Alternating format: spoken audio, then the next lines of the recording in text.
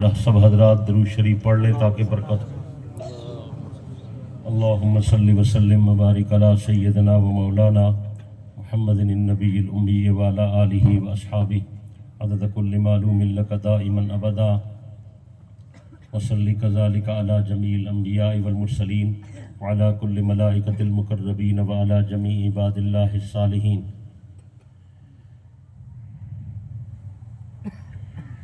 अल्हम्दुलिल्लाहि वकफ़ा वस्सलातु वस्सलामु अला सय्यिदिर रसूल वस्सलातु वस्सलामु अला सय्यिदिर रसूल व खातमिल अंबिया। अली भी को बंद कर भाई, ठीक है स्पीकर अल्लाह रोटी खाओ जान रोटी। अस्तगफिरुल्लाह ला हौला।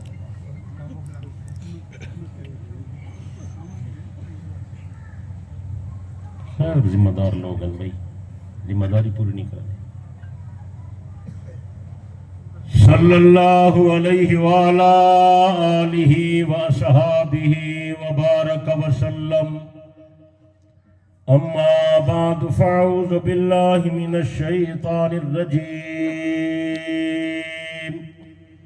बिस्मिल्लाहिर रहमानिर रहीम।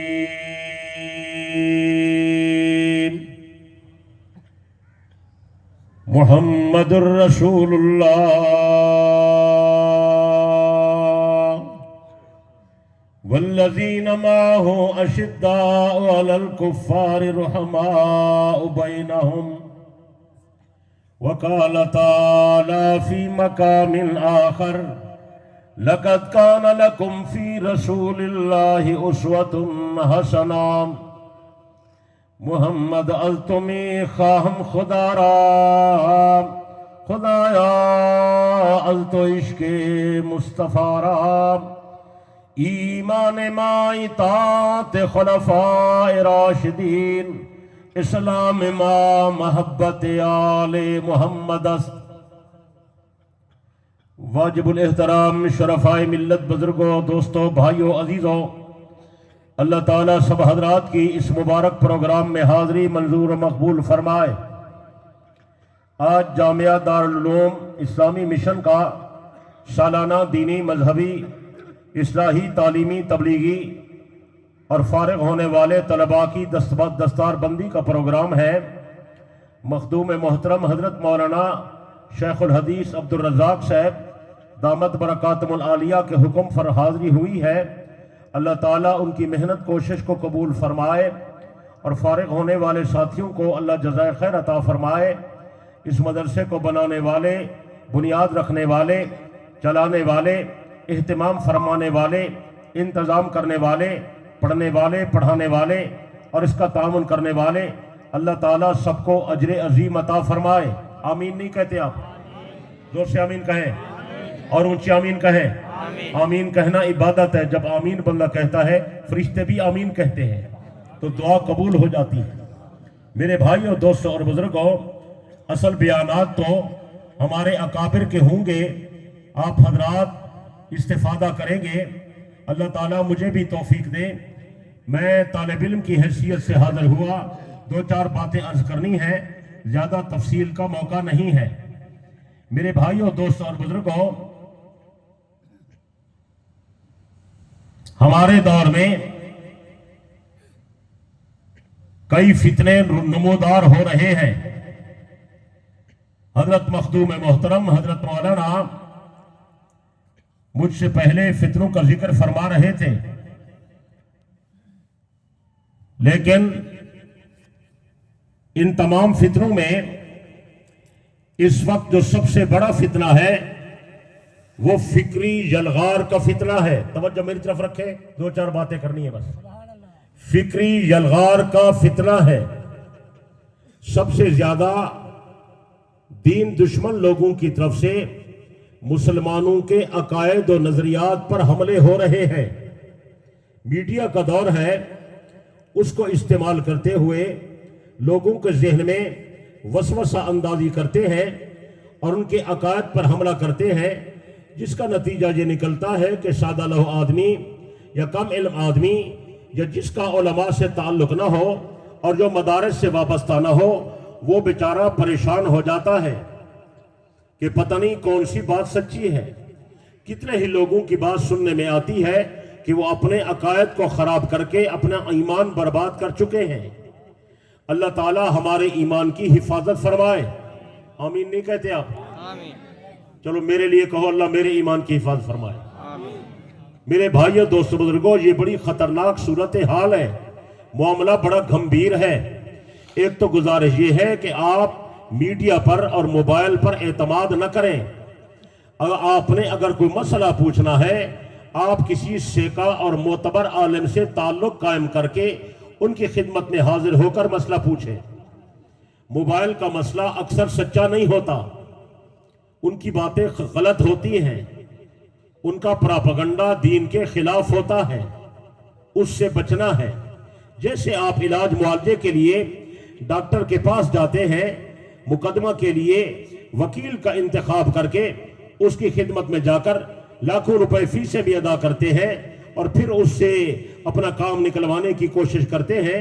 मेरे भाइयों दोस्तों बुजुर्गों, दीनी हवाले से आप उलमा से ताल्लुक कायम करके उलमा की खिदमत में हाजिर हुआ करें, उनसे अकीदे की बात पूछें।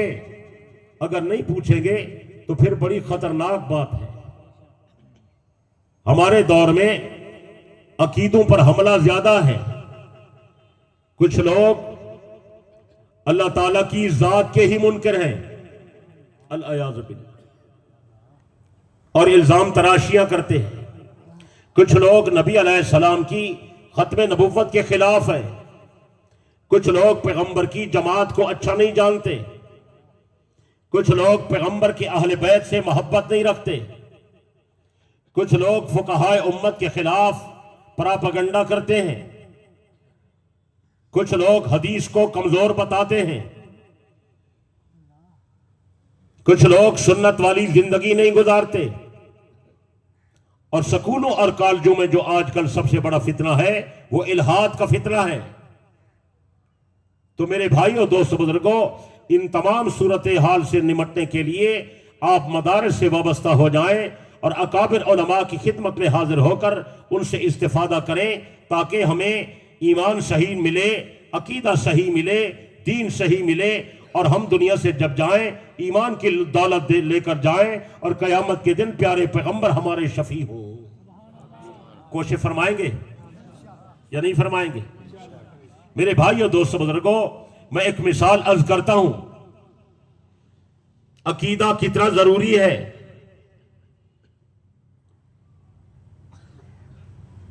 आज बुखारी शरीफ की तकरीब है, बाकी हदीस की किताबों का भी आज यहां सबक मुकम्मल हो रहा है। हमारे बुजुर्ग फरमाया करते थे कि बुखारी शरीफ का खुलासा 4 बातें हैं। कितनी? तवज्जो मेरी तरफ रखे भाई, कितनी बातें?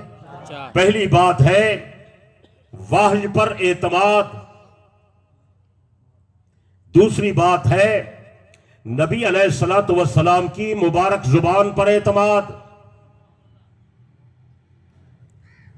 तीसरी बात है कि पैगंबर की जुबान से जो कुछ दीन हमें मिला और आगे चला और हम तक आया, उस पर जो उम्मत अमल करेगी, उम्मत के आमाल को कयामत के दिन जांचने के लिए तोला जाएगा। उस आमाल को तोलने पर एतमाद। और चौथी बात यह है कि अगर उस नामा आमाल में अपने आमाल का वजन आपने ज्यादा करना है तो उसके लिए जिक्रुल्लाह का एहतमाम। ये 4 बातें बुखारी शरीफ का खुलासा है। मैं अपने मौजू की बात अर्ज कर रहा हूं। मेरे भाइयों दोस्तों बुजुर्गों, इन 4 बातों में पहली 4 बातों का ताल्लुक अकायद से है, लेकिन अकायद की मेहनत हमारे यहां है नहीं। स्कूलों कॉलेजों में तो बिल्कुल नहीं है, मस्जिद में भी अकीदे की कोई तालीम नहीं है, घरों में भी कोई मुज़ाकरा नहीं है। फजाइल की तालीम होती है, अकायद की तालीम नहीं है। हमारी खवातीन बिल्कुल अकायद से बेखबर हैं, तवाहुमात का शिकार हैं, रुसूमात और बिदात में घिरी हुई हैं। और आपको पता है कि मर्द की कमजोरी औरत होती है, جو کچھ گھر سے ہمیں کہیں گے ہم وہی کریں گے. ہمارے بچے عقائد نہیں جانتے. اسلامی عقائد کیا ہیں, اسلام کے نظریات کیا ہیں. تو میری درخواست یہ ہے کہ آپ حضرات عقائد کے بارے میں زیادہ فکر مند ہو جائیں. عمل کی قبولیت کا دار و مدار بھی عقیدے پر ہے, اور آخرت کی کامیابی کا دار و مدار بھی عقیدے پر ہے. جس کا عقیدہ صحیح ہوگا چھوٹی نیکی بھی قبول ہوگی, جس کا عقیدہ صحیح ہوگا انشاءاللہ بیڑا پار ہو جائے گا. میرے بھائیوں دوست بزرگوں, عقائد کی تعلیم کریں, اور آپ حضرات ان عقائد کو علماء سے سمجھنے کی کوشش فرمائیں. اور ان میں سے یہ عقیدے کی بات ہے کہ ہمیں جو دین ملا وہ 3 واسطوں سے ملا ہے. کتنے واسطوں سے؟ پہلا واسطہ ہے جبرائیل علیہ السلام. اللہ نے جبرائیل کو دین دیا, جبرائیل آگے لے آیا. دوسرا واسطہ ہے سرکار مدینہ صلی اللہ علیہ وسلم. دین سارا آپ کے قلب اطہر پر نازل ہوا. تیسرا ذریعہ جو ہے وہ پیغمبر علیہ الصلوۃ والسلام اور امت کے درمیان ہے. اس واسطے کا نام ہے صحابہ. کیا نام ہے؟ وہ بولو تو صحیح یار اس دور میں صحابہ بڑے مظلوم ہیں. خدا کے لیے یار صحابہ کا نام تو لے لو. تیسرا ذریعہ کون ہے؟ اللہ نے اگر قرآن کی شکل میں دین اتارا تو پیغمبر کے دل مبارک پر اتارا, لیکن قرآن کتاب کی شکل میں نہیں آیا تھا, لکھا ہوا نہیں تھا, تحریر نہیں تھی, کتاب نہیں تھی, کاپی نہیں تھی. آپ کے دل مبارک پر دین اترتا تھا, قرآن اترتا تھا. پیغمبر علیہ الصلوۃ والسلام اپنے صحابہ کو پڑھاتے تھے. نہ جبرائیل لکھ کر لے آیا, نہ خدا نے قرآن لکھ کر بھیجا, نہ پیغمبر اپنے مبارک ہاتھوں سے لکھتے تھے. میرے دوست بزرگوں, پیغمبر نے بھی آگے جو صحابہ کو دین پڑھایا وہ بھی زبانی پڑھایا. یعنی اللہ تعالیٰ نے اس بات کی طرف صاف اشارہ کر دیا, اگر دین حاصل کرنا ہے تو تمہیں پہلے صحابہ کے دروازے پر آنا پڑے گا. جس کا صحابہ پر اعتماد نہیں ہوگا اسے دین نہیں ملے گا. اگر دین قرآن کا نام ہے تو قرآن کے کاتب صحابہ ہیں. اگر دین حدیث کا نام ہے تو حدیث کے راوی بھی صحابہ ہیں, پیغمبر سے سننے والے بھی صحابہ ہیں, لکھنے والے بھی صحابہ ہیں, یاد کرنے والے بھی صحابہ ہیں. اور اگر کوئی بات انہیں قرآن کی آیت یا حدیث سمجھ نہیں آئی تو نبی علیہ الصلوۃ والسلام سے پوچھنے والے اور سمجھنے والے بھی صحابہ ہیں. ایک بڑے عالم گزرے ہیں علامہ ابن قیم رحمہ اللہ, انہوں نے اپنی کتاب میں صحابہ کے کئی 100 سوالات نقل کیے ہیں جو صحابہ نے پوچھے ہیں اور پیغمبر نے جواب ارشاد فرمائے. اگر وہ نہ پوچھتے تو میرے دوستوں قرآن کیسے سمجھ آتا, حدیث کیسے سمجھ آتی, سنت کا مطلب کیا تھا ہمیں کون بتاتا, آپ علیہ السلام نے وضو کیسے کیا کس نے دیکھا, آپ نے اذان کیسے کہلوائی کہنے والے کون تھے, آپ نے نماز ادا فرمائی پیغمبر کی نماز کو دیکھنے والے کون تھے. حضرت معاویہ رضی اللہ عنہ ایک دن آئے مدینہ منورہ میں, اعلان کیا لوگوں آؤ میں تمہیں پیغمبر کا وضو بتاؤں کہ آپ وضو کیسے کرتے تھے. آج کل کچھ لوگوں نے یہ مشہور کر رکھا ہے کہ جو معاویہ تھے وہ تو خلاف سنت کام کرتے تھے. استغفر اللہ, لا حول ولا قوت الا باللہ, کیسی غلط بات ہے. حضرت معاویہ رضی اللہ عنہ نبی کے عاشق صادق تھے, حضرت نبی علیہ السلام کے اصلی حبدار تھے, پیغمبر کے صحابی تھے, نبی علیہ السلام کے معتمد تھے, نبی علیہ السلام کے قاری تھے, پیغمبر علیہ السلام کے کاتب اور میر منشی تھے. حضرت پیغمبر کے پاس جب معاویہ آئے اور انہوں نے کلمہ تو پہلے پڑھ لیا تھا, پھر فتح مکہ کے موقع پر علانیہ دوبارہ اظہار کیا اپنے اسلام اور ایمان کا, نبی علیہ السلام کے صحابی بن گئے. ایک روایت دیکھی بڑی عجیب, دل ٹھنڈا ہو گیا. جناب امام الانبیاء صلی اللہ علیہ وسلم نے فرمایا میرے پاس جبرائیل امین آئے, میں نے جبرائیل سے تذکرہ کیا. جبرائیل میرے پاس ایک نوجوان آیا, اس کا نام معاویہ بن ابی سفیان ہے, یہ لکھا پڑھا نوجوان ہے, میرا دل چاہتا ہے کہ میں اسے اپنا میر منشی بنا لوں, میں اسے اپنا کاتب مقرر کر دوں. حضرت جبرائیل نے عرض کیا رسول اللہ میں اللہ پاک سے دریافت کر کے بتاؤں گا. حضرت جبرائیل گئے اور اللہ سے پوچھ کر واپس آئے, عرض کی یا رسول اللہ اللہ پاک نے فرمایا معاویہ کو اپنا کاتب مقرر کر لو, معاویہ امانت دار اور قابل اعتماد آدمی ہے. پھر پیغمبر نے اسے اپنا کاتب بنا لیا. مورخین لکھتے ہیں کہ نبی کے کاتب تھے 40. کتنے؟ پھر آپ نہیں بولتے تو سبق نہیں یاد تھی نہ تو کہوں. کتنے کاتب تھے؟ کتنے کاتب تھے؟ 40. ان میں اہم کاتب سیدنا صدیق اکبر سیدنا فاروق اعظم، سیدنا عثمان ذو النورین، سیدنا علی المرتضی، سیدنا زید بن ثابت، سیدنا ابی بن کعب اور سیدنا معاویہ. زیادہ تر یہی حضرات کتابت کرتے تھے، قرآن بھی لکھتے تھے، احادیث بھی لکھتے تھے، اور آپ علیہ السلام کے جو خطوط جواباً جاتے تھے وہ خط بھی یہ صحابہ لکھتے تھے. نبی علیہ السلام نیچے مہر لگاتے تھے محمد الرسول اللہ. اب آپ بتائیں ان کو نہ مانے تو دین کیسے ملے گا؟ تو میں بات بتا رہا تھا حضرت معاویہ کی. حضرت معاویہ رضی اللہ عنہ نے فرمایا لوگو آؤ میں تمہیں پیغمبر کا وضو بتاؤں. پھر آپ نے وضو فرمایا اور کر کے بتایا. آپ نے ہاتھ مبارک کیسے دھوئے، مسواک کیسے کی، کلی فرمائی، چہرہ مبارک دھویا تو کیسے دھویا، داڑھی مبارک کا خلال کیا تو کیسے کیا، بازو مبارک دھوئے تو کیسے دھوئے. فرمایا بازو دھونے کے دوران خیال رکھنا ہے کونیاں خشک نہ رہ جائیں، خیال سے وضو کرنا ہے. حضرت معاویہ رضی اللہ عنہ نے پھر اپنے ہاتھوں کو دوبارہ گیلا کیا. فرمایا نیا پانی ہاتھوں کو لگانا ہے. پھر دونوں ہاتھوں کو اکٹھا کیا، پھر اپنے سر کے اوپر پھیرا، ایسے سر کے اوپر پھیرا اور ہاتھ پیچھے گدی تک لے گئے، پھر واپس لے آئے. فرمایا اللہ کی قسم ہے میں نے پیغمبر کو مسح کرتے ایسے ہی دیکھا.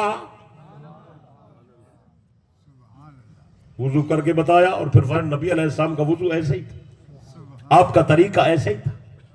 اندازہ کریں یہ لوگ کتنے متبع سنت تھے. صحابہ کرام رضوان اللہ علیہم اجمعین کی یہ بڑی اچھی صفت تھی. ہر باب میں پیغمبر کو دیکھتے تھے، نبی علیہ السلام کا ارشاد سامنے رکھتے تھے، پیغمبر علیہ السلام کی حدیث سامنے رکھتے تھے، آپ کا عمل اس میں دیکھتے تھے. پھر پیغمبر کا طریقہ جو آپ جاری فرما گئے اس کو سامنے رکھتے تھے، اس کے خلاف کوئی عمل نہیں کرتے تھے. اور مصنف میں یہ روایت بھی موجود ہے. حضرت معاویہ رضی اللہ عنہ نے فرمایا میں نے سنا ہے کچھ لوگ عصر کی نماز کے بعد نفل ادا کرتے ہیں. فرمایا میں نے پیغمبر کا زمانہ پایا، میں نے نبی علیہ السلام کا دیدار کیا، میں نے آپ کے ہاتھ مبارک پر بیعت کی، میں نے پیغمبر کی عبادت کو دیکھا، میں نے پیغمبر کی نمازوں کو دیکھا، میں نے پیغمبر کے فرائض کو دیکھا، میں نے پیغمبر کی نوافل کو دیکھا. ہم نے کبھی نہیں دیکھا کہ آپ نے عصر کی نماز کے بعد نفل ادا کیے ہوں، بلکہ آپ نے منع کیا عصر کی نماز کے بعد نفل پڑھنے کی اجازت نہیں ہے. آپ نے فرمایا لوگوں اگر کوئی کام نبی کی سنت کے خلاف کرو گے اللہ پاک قبول نہیں کرے گا، بس پیغمبر پسند نہیں کریں گے، اس پر اجر نہیں ملے گا. جو بھی کام کرنا ہے سنت کے مطابق کرنا. بات سمجھ آ رہی ہے؟ اس سے اندازہ فرمائے کہ ان کو سنت کا کتنا اہتمام تھا. سنت کی خلاف ورزی نہیں کرنی، بلکہ ہمارے پیغمبر علیہ السلام کے تشریف لانے کے بعد پچھلے نبیوں کا طریقہ بھی منسوخ ہو گیا ہے. حالانکہ وہ نبی سچے تھے، ان کا کلمہ سچا تھا، ان کی شریعت سچی تھی، ان کی کتابیں بھی سچی تھی، ان کا عمل بھی سچا تھا. لیکن پچھلے نبیوں کا طریقہ بھی بڑے نبی کے آنے کے بعد نہیں چلتا. وہ ساری چیزیں منسوخ ہو گئیں، ساری چیزیں ختم ہو گئیں. حضرت عمر کے بارے میں مشہور ہے کہ ایک دن انہیں تورات کے اوراق مل گئے اور وہ پڑھنے لگے. نبی علیہ السلام کی نظر پڑی تو آپ نے محسوس فرمایا کہ عمر میرے سامنے تورات کیوں پڑھتا ہے. لوگوں نے حضرت عمر کو متوجہ کیا، آپ تورات پڑھتے ہیں. نبی علیہ السلام محسوس فرما رہے ہیں. حضرت عمر رضی اللہ عنہ نے تورات کے اوراق رکھ دیے، فوراً زبان سے استغفار کرنا شروع کر دی. اعوذ باللہ من غضب اللہ و غضب رسولہ، میں اللہ کے غصے سے پناہ مانگتا ہوں، نبی کی ناراضگی سے پناہ مانگتا ہوں. رضیت باللہ ربا و بالاسلام دینا و بمحمد النبیا، میں اللہ پاک کے رب ہونے پر راضی، اسلام کے دین ہونے پر راضی، پیغمبر کے نبی ہونے پر راضی. پیارے پیغمبر نے فرمایا عمر تو میری موجودگی میں تورات پڑھتا ہے. لو کان موسیٰ حیا، اگر موسیٰ میری موجودگی میں آ جاتا لما وسعہ الا اتباعی، اللہ کی قسم ہے میری تابعداری کے سوا موسیٰ کا بھی گزارا نہیں تھا. اگر آج موسیٰ آتے تو وہ بھی میرا کلمہ پڑھتے، وہ بھی میری تابعداری کرتے، میرے عمل کے مطابق عمل فرماتے. بڑی عجیب بات ہے. حضرت عیسیٰ علیہ السلام کے بارے میں اہل اسلام کا متفقن علیہ عقیدہ ہے. حضرت عیسیٰ آئے تھے، آسمان پر تشریف لے گئے، آج آسمانوں پر زندہ موجود ہیں. قیامت کے قریب دوبارہ زمین پر تشریف لائیں گے. جب آئیں گے تو دجال کو قتل کریں گے، بیت اللہ کا طواف کریں گے، جب حج عمرے سے فارغ ہوں گے، میرے آقا نے بڑی تفصیل اس کی بتا دی۔ حضرت عیسیٰ علیہ السلام پھر میں مدینہ منورہ آئیں گے، لیاتین قبری، میری قبر پر ضرور بالضرور آئیں گے، حتی یسلم علیہ، حضرت عیسیٰ آ کر مجھے سلام کریں گے، وَلَأَرُدَّنَّ عَلَيْهِ، میں عیسیٰ کے سلام کا ضرور جواب دوں۔ اسی سے ہمارے اکابر انبیاء کی حیات کے قائل ہیں، ایک نبی سلام فرما رہے ہیں اور دوسرے نبی سلام کا جواب ارشاد فرما رہے ہیں۔ وہ بات سمجھ آ رہی ہے یا اوپر سے جا رہی ہے؟ تو میرے بھائیو دوست بزرگوں، حضرت عیسیٰ علیہ السلام جب تشریف لائیں گے تو اپنا کلمہ نہیں پڑھوائیں گے، اپنی شریعت پر عمل نہیں کروائیں گے، اپنا طریقہ نہیں بتائیں گے، بلکہ ہر طریقہ نبی آخر الزمان کا بتائیں گے۔ کلمہ پڑھیں گے نبی آخر الزمان کا، تلاوت کریں گے قرآن مجید کی، عمل کریں گے نبی آخر الزمان کی سنت کے مطابق عمل کریں گے۔ علامہ عینی نے اپنی شرح میں ایک عجیب بات نقل کی ہے، میں نے جب سے پڑھی ہے حیران ہوتا ہوں، خوش بھی ہوتا ہوں، عجیب شے ہے، اگر آپ کی توجہ ہے تو میں عرض کروں۔ انہوں نے لکھا حضرت عیسیٰ علیہ السلام عمل تو شریعت محمدی پر کریں گے، عمل تو سنت محمدی پر فرمائیں گے، لیکن وقت کے ساتھ ساتھ نئے مسائل بھی تو پیش آتے رہتے ہیں۔ جب نئے مسائل پیش آئیں گے تو حضرت عیسیٰ علیہ السلام پیغمبر بھی ہوں گے، نبی بھی ہوں گے، مجتہد بھی ہوں گے، اجتہاد بھی فرمائیں، لیکن بعض مسائل میں حضرت عیسیٰ کو رہنمائی کی ضرورت محسوس ہوگی۔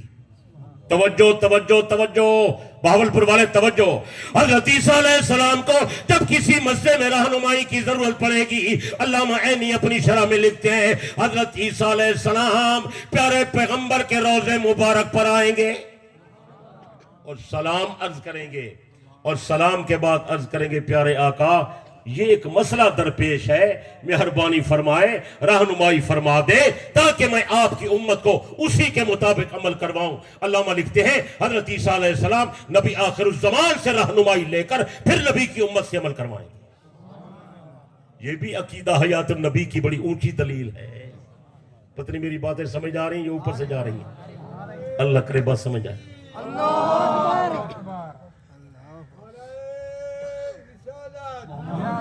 بزرگ کا جذبہ تو بیدار ہو گیا، آپ حضرات اسی طرح ٹھنڈے ہیں۔ آج تو موسم ٹھنڈا نہیں ہے بھئی، آج تو ماشاءاللہ بہار آئی ہو۔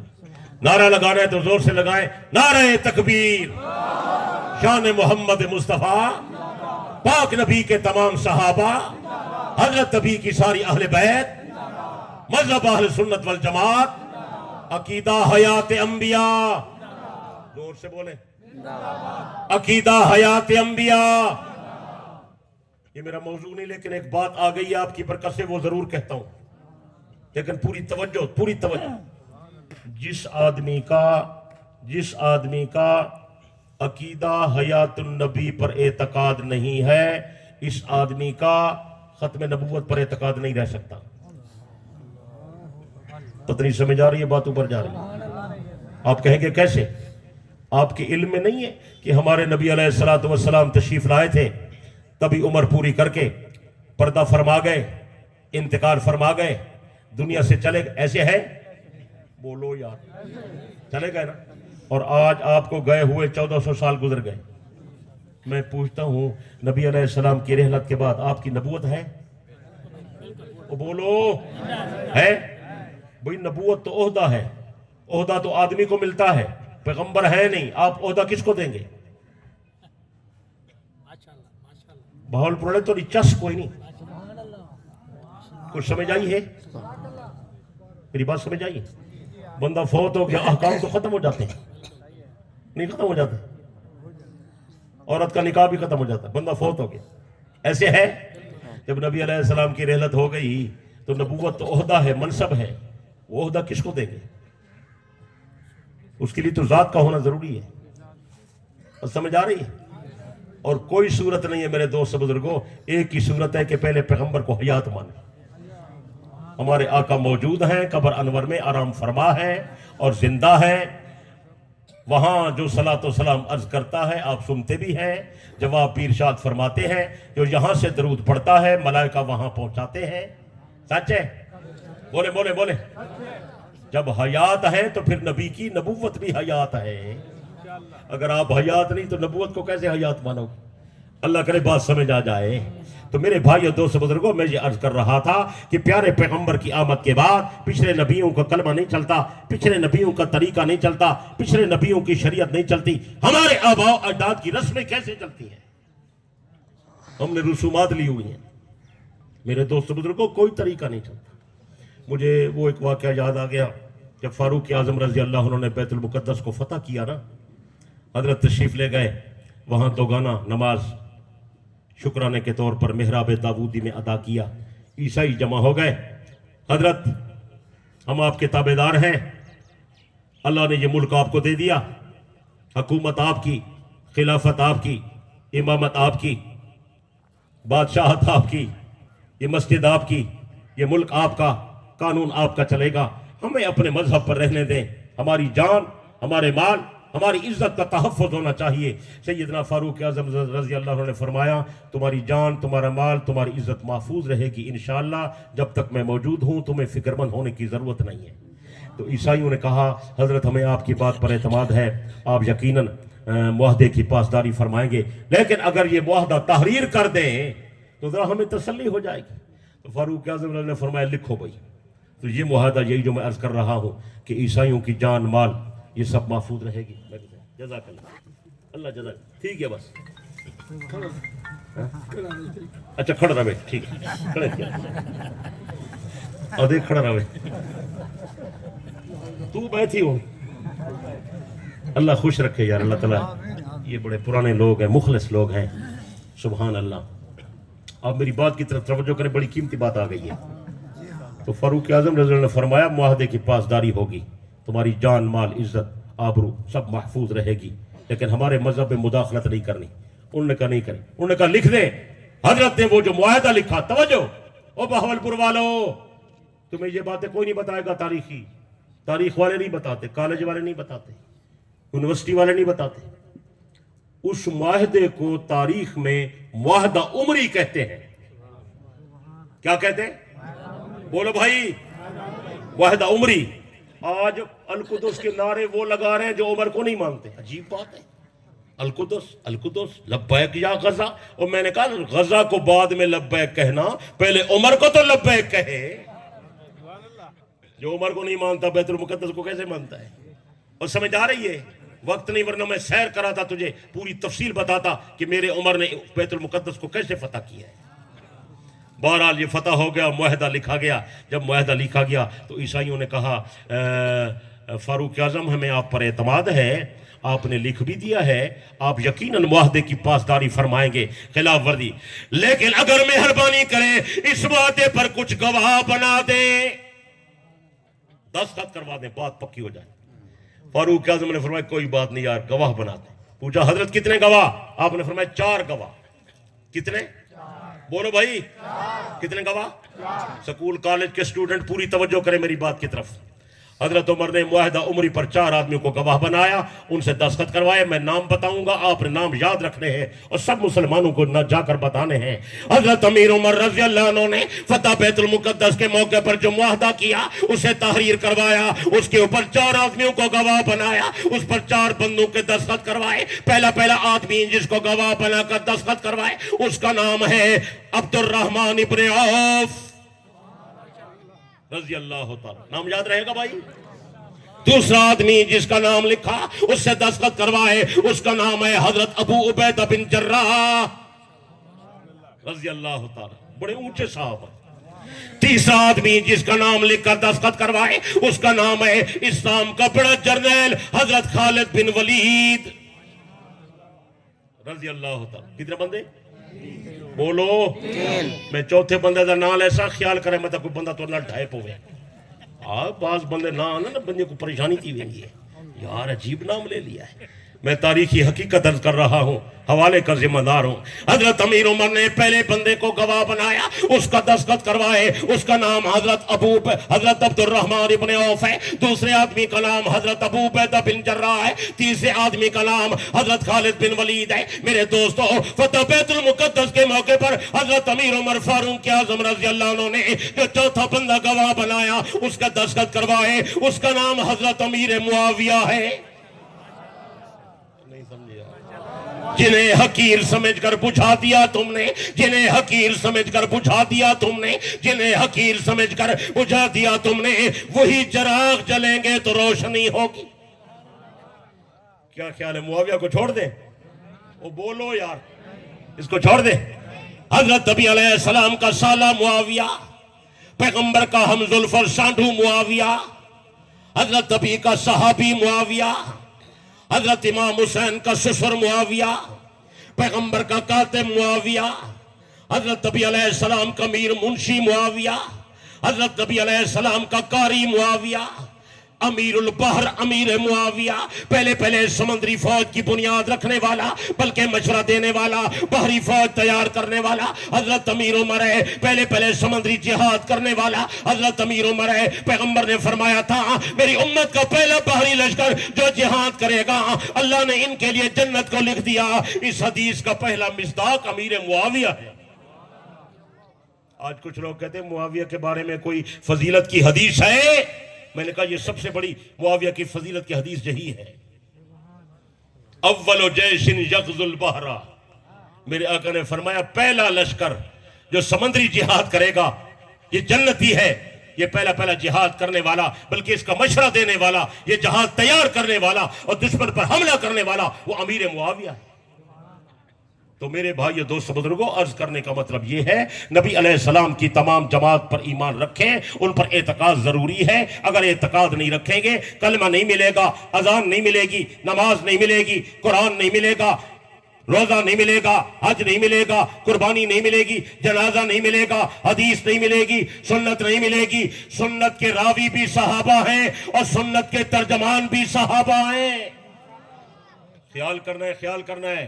اور پھر ایک اور قیمتی بات، تمام صحابہ کرام رضوان اللہ علیہم اجمعین سب سے پہلے پیغمبر کا عمل دیکھتے تھے اور اس کے بعد شیخین کا عمل دیکھتے تھے۔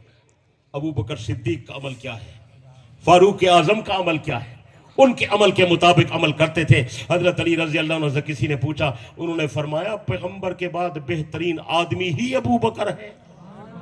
خیر هذه الامت بعد نبیها ابو بکر ثم عمر، نبی کے بعد بہترین آدمی ابو بکر ہے، ابو بکر کے بعد بہترین آدمی عمر ہے، ان کا عمل بہترین عمل ہے۔ حضرت علی رضی اللہ عنہ کا فرمان جسے باقر مجلسی نے بہار میں نقل کیا، حضرت علی کو پتا چلا کچھ لوگ حضرت علی کو ابو بکر عمر پر فضیلت دینے لگے، آپ نے منبر پر کھڑے ہو کر اعلان کیا خبردار مجھے ابو بکر عمر سے زیادہ افضل نہیں سمجھنا، اگر کسی بندے نے مجھے ابو بکر پر فضیلت دے دی، اگر کسی نے مجھے عمر پر فضیلت دے دی، میں علی اس کو 80 درے لگاؤں گا، اس پر مفتری کی حد جاری کروں گا۔ انہوں نے مجھے ابو بکر عمر سے افضل کیوں سمجھا ہے؟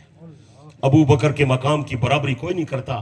آج کل یہ ایک فتنہ اٹھا ہوا ہے، آپ کو میں بتا دوں، کچھ لوگ یہ کہہ رہے ہیں اور نام نہاد سنی کہ جی ابو بکر تو صرف نبی کا سیاسی جانشین تھا، روحانی جانشین تو نہیں تھا۔ میں نے کہا روحانی کون ہے؟ کہتے وہ تو حضرت علی تھے۔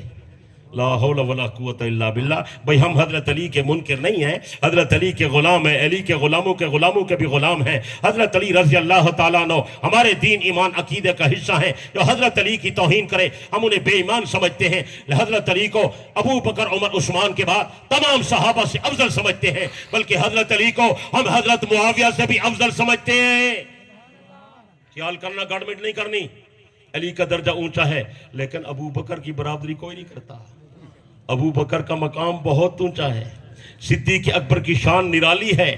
حضرت ابو درداء رضی اللہ عنہ فرماتے ہیں ایک دن میں نبی علیہ السلام کے سامنے میں جا رہا تھا، ابو بکر صدیق بھی جا رہے تھے، میں نوجوان آدمی تھا، میں نے تیزی میں جو قدم اٹھایا میں ابو بکر صدیق سے آگے نکل گیا۔ نبی علیہ السلام کی نظر پڑی اور آپ نے دیکھا اور مجھے فرمایا ابو درداء، میں سے رکا، میں نے کہا کیا ارشاد فرما رہے ہیں؟ آپ نے فرمایا ابو درداء ایسے آدمی سے آگے چلتے ہو جو تم سے بہتر ہے۔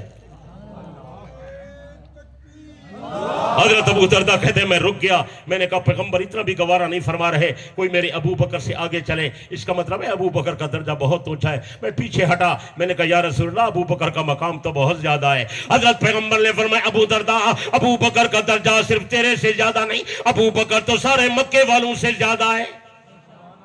ابو درداء کہتے ہیں میں اور حیران ہو گیا۔